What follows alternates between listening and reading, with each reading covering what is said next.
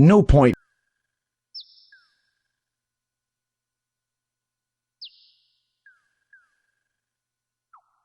You unroll the magic carpet, lay it on the ground, and sit on it. The carpet begins to rise skyward.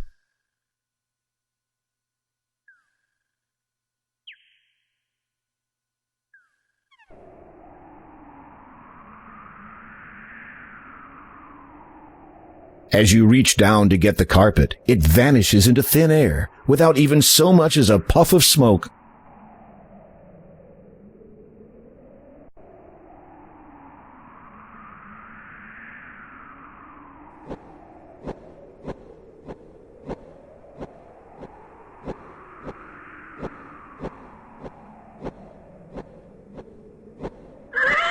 You slip the bridle over the horse's head. It whinnies its approval. Come, climb upon my back.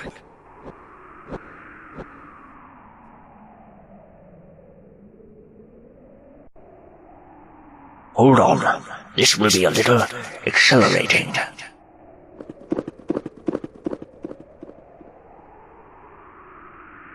The disciple of the cloud gracefully soars high into the sky. You grip the reins tightly and hold on for dear life as he swoops and dips between the clouds.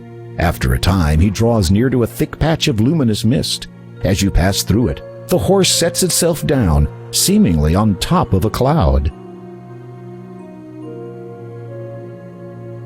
It is all right. You can dismount now. Believing that you have finally lost all sense of reason, you dismount and prepare for a very long drop. And find yourself standing on a cloud.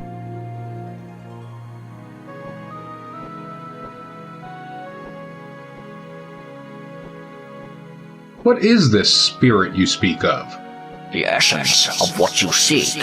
It passes through us as we grow, all through our lives, though few are ever aware of it. You will know soon enough. Why do you choose to serve this cloud spirit? It is my destiny, and I must fulfill it, just as you must fulfill yours.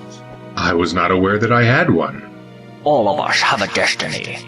Some are predestined, others are determined by choice. I believe yours to be of the latter. How is it possible that I can stand upon thin air?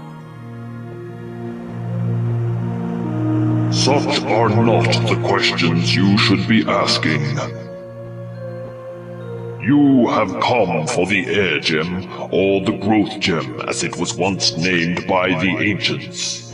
It has not been termed thus without reason, for one who would have the gem as his own must prove himself grown and thus worthy of it. Meaning, no disrespect. Cloud Spirit. Thank you. You must agree, Cloud Spirit, that I am a man fully grown, thus fulfilling your prerequisite. A howling wind deafens you momentarily, though you feel nothing on your skin. The cloud spirit speaks again, a little more forcefully. It is not enough that you have grown in body. That much is evident. It must be proven that you have also grown in both mind and soul. So on these shall you be tested.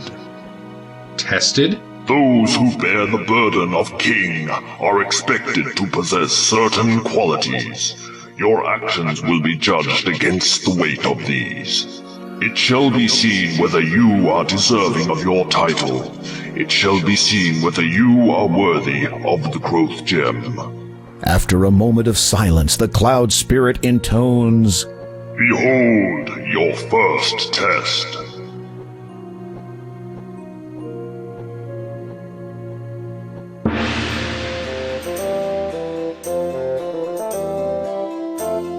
The mist around you clears, and you find yourself in a familiar place. This is Daventry, and furthermore, you are a child again. A slight dizziness overwhelms you for an instant. How strange, you no longer recall anything past this moment in time. It is as if this is happening again for the first time. Even stranger, you are still vaguely aware that you are undergoing a test of some kind. though for what purpose you cannot fathom. But look, it is Malvolio, your best friend. The two of you are deeply engrossed in a game of bat and ball.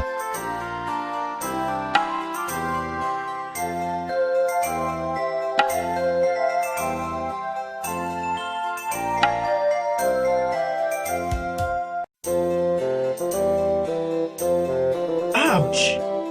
Uh-oh! That sounds like the king now! What do we do?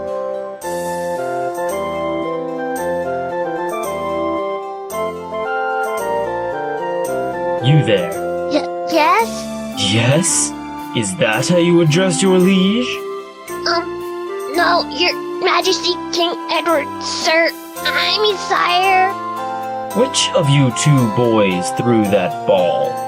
The one that just happened to land on my head?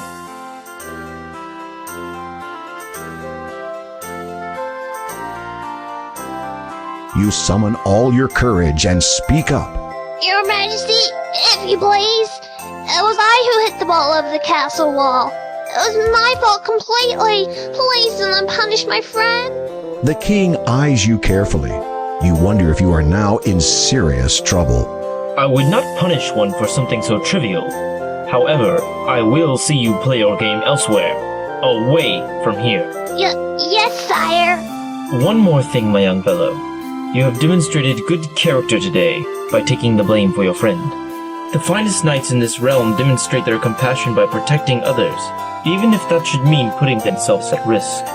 I find that to be a rare quality in the many I meet. When you have grown up, I hope to see you again, perhaps in my service. Thank you, your majesty.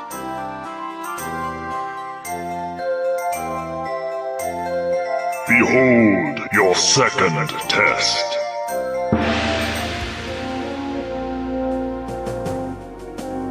You feel yourself growing older, more so than before the tests began.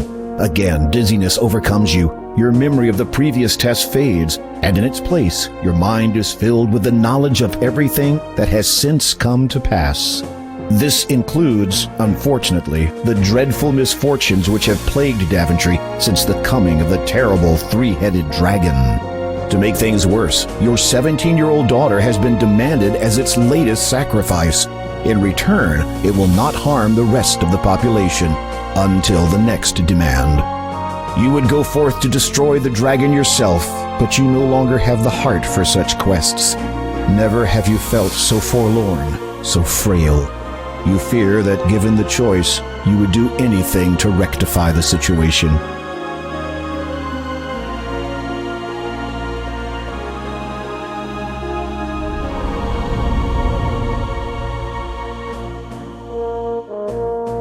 A charming view.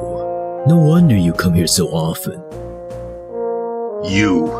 I will see you hanged for this intrusion. Guards! Guards! Calling them will do you no good.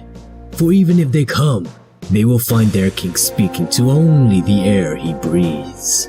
A pox on thee! Who are you? My name, my true name, has been heard by none for nigh on a millennium. It is enough that you know me as the Father. Then say what you have come to say and be gone. You never were one for small talk. You cursed my family. As a result, that dragon is now loose upon the land and one of my children was kidnapped. Now that is not quite the truth. Do you deny your involvement? Not at all. It is just that you have omitted so much. Speak and be gone. Very well. I want your crown. You cannot believe what you have just heard. This vile creature has caused untold misery throughout your land for nearly 18 years and has now infiltrated your castle just to ask that you hand over your authority to him? Of all the outrageous... Is that what this is all about? You want to rule Daventry? What would I want with a puny little kingdom when in a few short years I will have more power than Legitimor himself? No, I want only the thing you wear atop your head. Your crown. It is an essential part of my plan. Without it, my efforts to prepare for the ascension will have been in vain. I have waited far too long to be deterred from it now.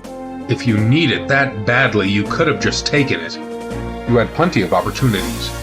Are you completely ignorant of the legends of your predecessors? None can possess the crown of the first king unless it's given.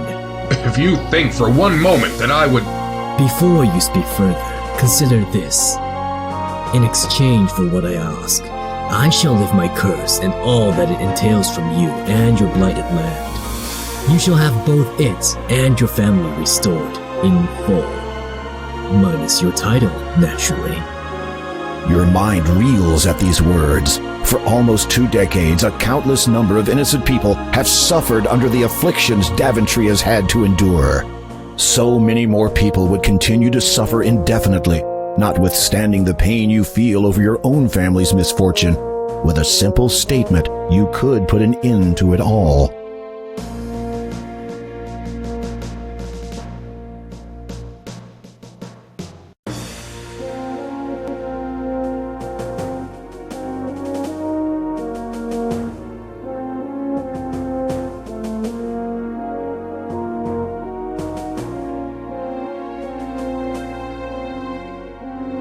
To give you my crown would signify a change of leadership, so says the law of this land. It also says that the crown is to be worn only by those with the highest regard and intent for Daventry. So, to give it to such a vile being as you would betray the honor and memory of all the past kings who have worn it. No, I will not do it. Not even for the sake of your family? There are some principles for which even one's family must be sacrificed. The man appraises you as a scientist would a unique specimen. What an intriguing set of morals you have, King Graham. I almost look forward to the time when you will put aside your obligations here and seek me out. I have foreseen that we shall meet again.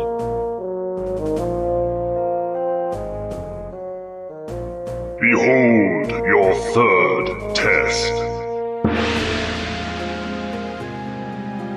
Once again, you feel yourself age. You are many years older now, though still, thankfully, King of Daventry. As before, the knowledge of the previous test ebbs from your mind. This time, however, it is filled with a greater knowledge of all that has come to pass thus far. Many years have passed. Your children, once heirs to your throne, have forged their own paths in other kingdoms. Fortunately, chance has seen fit to fill the vacuum. Following the restoration of the Mask of Eternity, Daventry now has a new champion. How do you feel? I am deeply honored, sire. All right. Now, how do you really feel?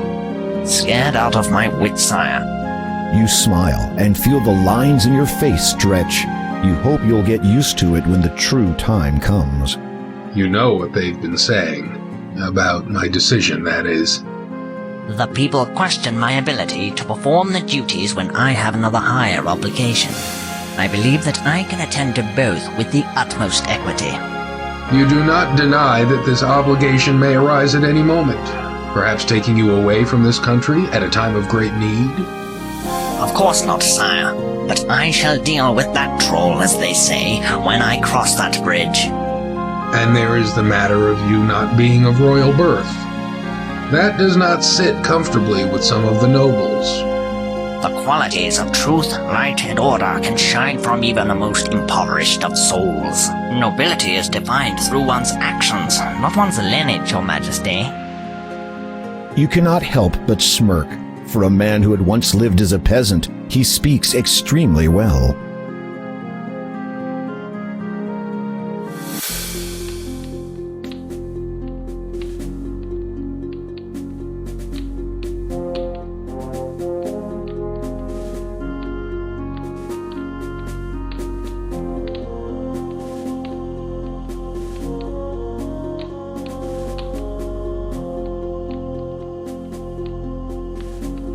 Kneel. Your sword.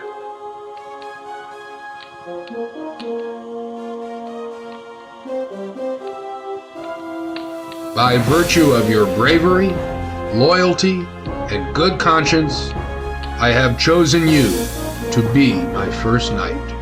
Thus you are my successor and heir to this throne.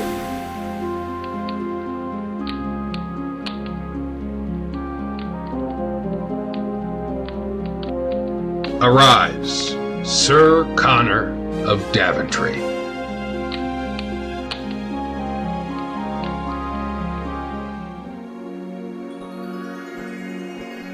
In an instant, you find yourself standing before the cloud spirit once more. You also notice that it is starting to get dark. You have demonstrated your sound understanding of compassion, honor, and loyalty. These attributes transcend the mind and speak of the soul within you. Growth continues unabated throughout the lives of all living things. You have grown much, learnt a great deal, and will continue to grow in all ways.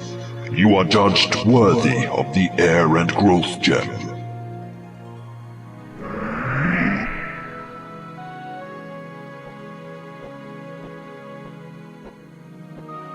A green gem similar to your birth gem has appeared in the center of this cloud.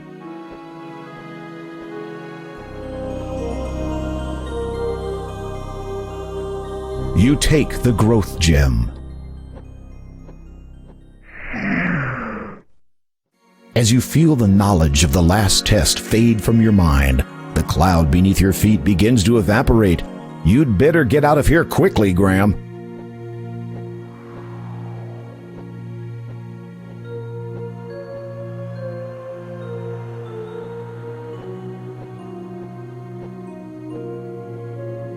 Finally, your flight comes to an end. You hope that it will be quite a while before you take to the air again.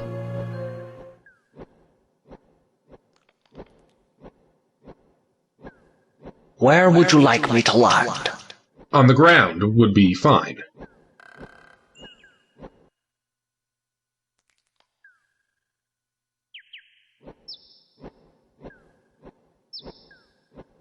Take this sugar cube. It will protect against the poisonous growth of this land. Fare thee well.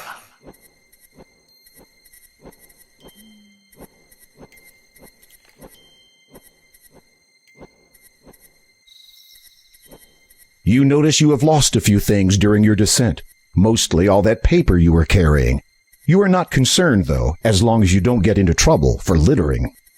As dusk sets in and the pallid moon rises above the darkened horizon, you recall the Door of Destiny's words regarding the third gem, through swampy mire, in lone dark castle.